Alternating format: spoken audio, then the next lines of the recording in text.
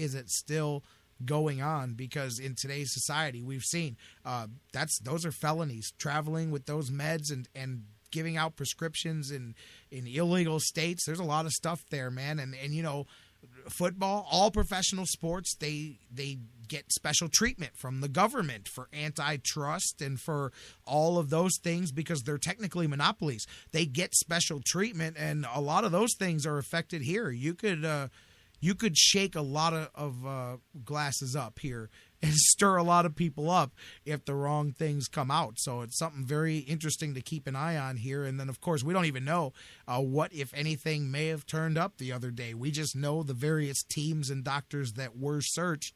And, of course, now that was your one shot, by the way, at search warrants. I mean, you can bet that from here on out, nobody's even going to try because nobody's going to, carry anything that's going to leave themselves in a position to be caught up on for sure now. But we'll see. It'll be interesting. But that's culture change stuff, like what we're talking about, man. Even with talking about AP and Ray Rice and how they used to punish people before. Doesn't matter how you used to do things before, man. It's going to be another culture change there in how things go forward. But, you know, I can understand. Some people are saying, well, what does it matter? You know, these guys know what they're doing. They want to take the meds and all of that.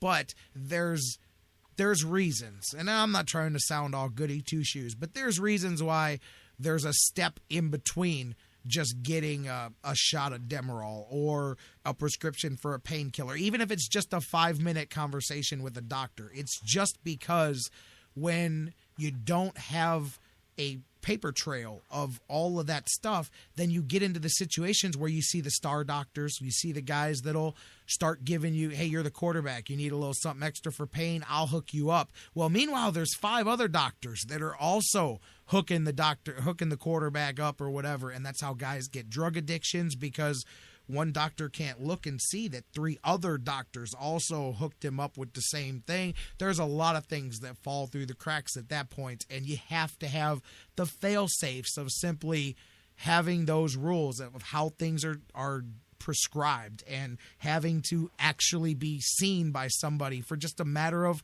a moment before a prescription is given. So there are places where, and that's where drug addictions, that's where a lot of these guys fell through the cracks. And I'm telling you, and I know this through the wrestling business, by the way, which is the same as any other pro sport or entertainment. It's kind of a slice of both. Do you have any idea how many doctors, and I'm just saying Hulk Hogan because he's a famous wrestler. I'm not in any way meaning he does anything. You know how many doctors love to say, hey, I'm the guy that's the doctor for Hulk Hogan? So yeah, Hulk Hogan says, hey, let me get some painkillers. No problem. Hulk, here's a prescription. You get that from 6 doctors and all of a sudden you're a drug addict, but nobody knows how that happened because it all slipped through the cracks because guys weren't doing things the appropriate way. And, I'll close that one with 2 words: Brett Favre. Exactly. Right. Exactly. And I mean, not just him. No shot at just Brett Favre. You can name hundreds of guys that are similar, but that's a very name guy who ended up in that position right there. And there's, like I said, hundreds we could name right here. Any Given Sunday, a great movie to reference. Playmakers, a great TV show to reference. There's a reason that the NFL went and got ESPN to shut that thing down like that. They said, whoa, this is way too close to reality right here. Wait a minute. Guys are beating women, using steroids, snorting coke in the locker room. Oh, no, this stuff doesn't happen in real life. That show was so much a slice into the realities of the dark underbelly of professional sports and especially the NFL. And they went to ESPN and said, look, if you intend on having access to our games and you intend on having Monday Night Football, that show doesn't exist anymore, dude. What Playmakers? You can't even buy a DVD of that show. It doesn't exist. They're like, what Playmakers? What are you talking about? Yeah, and that's another thing regarding the NFL and the power that they wield as far as avoiding antitrust and other things that are going on. It's like they say, you got to protect the shield, and they'll do everything they can to protect the game. Whether or not it's the right move or not is another story. Got to protect the shield, absolutely. Dr. Football, J-Rock here, talking a little bit about the NFL. We hit on the Browns. Real quick, last night, Monday Night Football, Steelers, Le'Veon Bell. What a night he had. I mentioned it earlier in the night. If he had scored maybe 3 touchdowns to go with that yardage that he had, I may be sitting here $10,000 richer right now. I actually had to listen to Gruden all night because I was fired up for that game because all of a sudden Le'Veon Bell, he had a slow first quarter.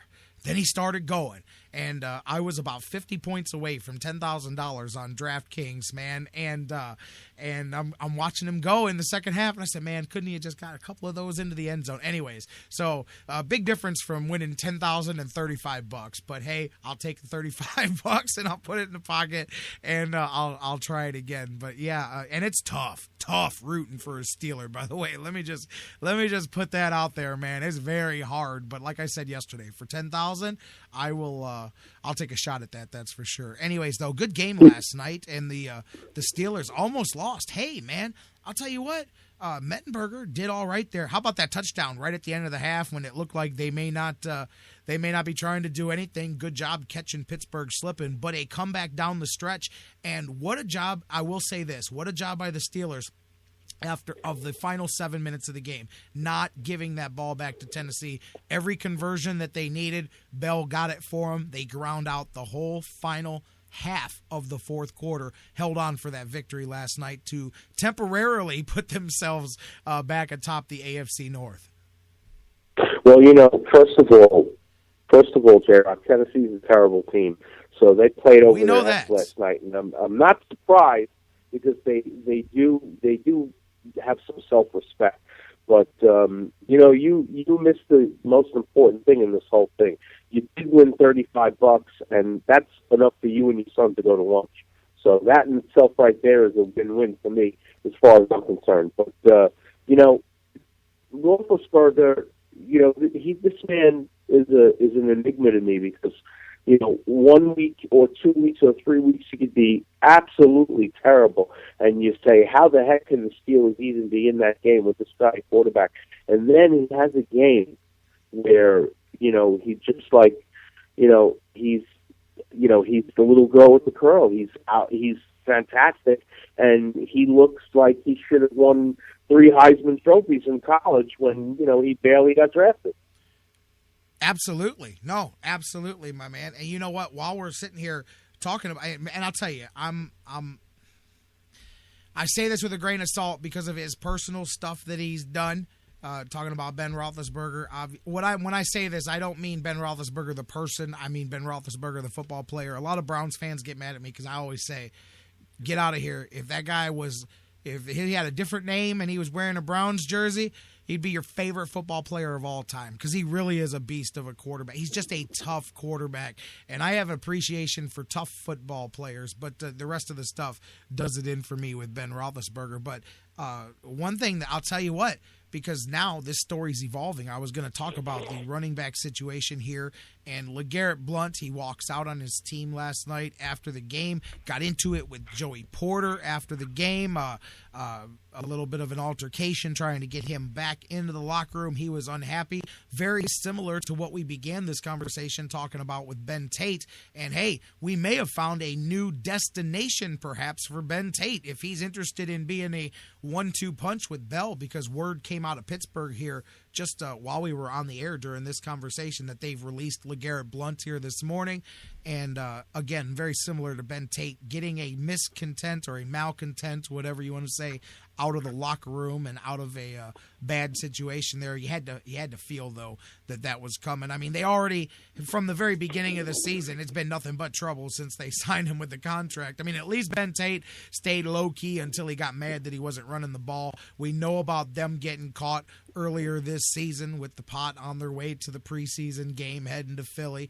And now this one here, LeGarrette Blount finds his way out of there. And what was it this weekend? Right, I see Charles in the chat room. What was it this weekend with running backs mouthing off and walking out and all this stuff that they're not playing in the games? Because the same thing going on. I mean, I'll tell you what, man.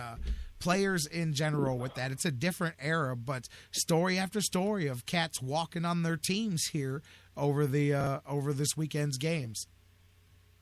Again, there's only one football, and it can only go around but so much. And these guys are, displaying the prima donna behavior. I'm supposed to be the greatest thing since sliced whole wheat bread, and it just ain't happening.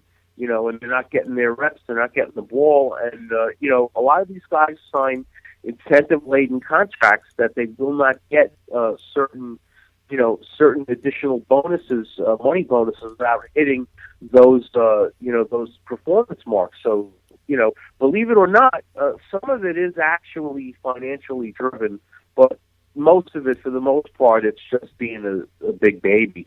And, you got to stop, because you're not a baby anymore. This is not the 8th grade. You're a professional football player, with a contract in the NFL. You're making money, you're providing for your family, and now you're out of a job because you got an attitude. You got an attitude, and you caught a hissy fit because you weren't getting the ball for a game. It is what it is.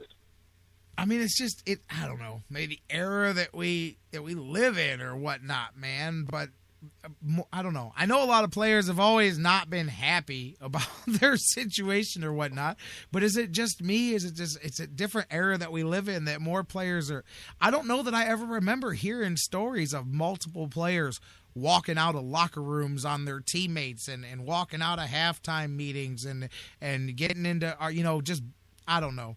I mean, I know guys have always said things in the media, but even the stuff they say in the media, I mean, guys have always been a little more political, if nothing else. They might, you might know that they don't mean a word that they say, but I don't know. Guys are much more willing to say me in front of the media than they used to be, Yeah, and that's the thing. There's no I or me in. Well, there is a me in team, but there's no I in team. Right? Yeah, and exactly. There's no Y in team, and this is not the way the game was thought of in the '60s and the '70s when I was growing up, and even not so much in the '80s when you were growing up, Jerry. This is a new thing. This is something that happened in this century where guys think that whatever they do in the bathroom doesn't stink.